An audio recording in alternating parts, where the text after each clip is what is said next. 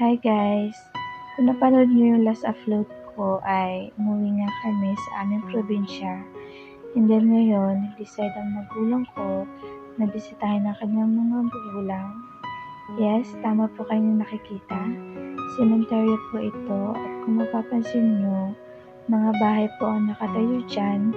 Pero mga nakatira po dyan ay hindi na buhay.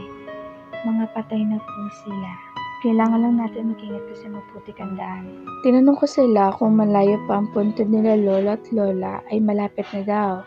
At tama nga, ayan na.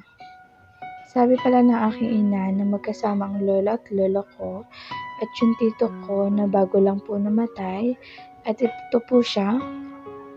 Yan, si Tito Rufo Humalon. Ang alam ko, ginawa daw po itong sementeryo na to, itong pinakabahay na to, para sama-sama pa rin sila kapag sumakabilang buhay na. Since bago nga lang namatay yung tito ko, kaya wala pa po siyang lapida dyan. Then, ang nanay ko po ay matagal po siyang hindi nakabisita sa kanyang mga magulang, kaya susulitin daw po niya nandito siya.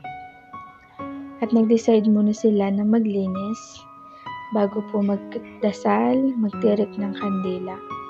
Sa totoo lang guys, hindi ko nakita in person ang aking lolo at lola. Sa picture lang po. Siguro kung nakita ko man sila, hindi ko na po sila maalala kasi baby pa po ako nun. Yan. Pero pinakilala naman po siya ng aking ina sa akin. Since sa magkakapatid ako nga lang po ang nakasama nilang umuwi sa probinsya.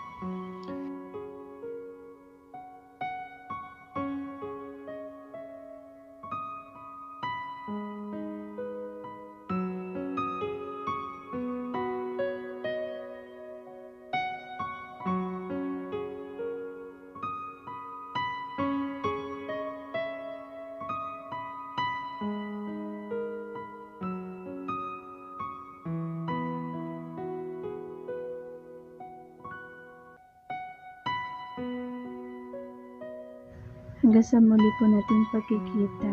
Sana po ay makabisita ulit kami sa inyo.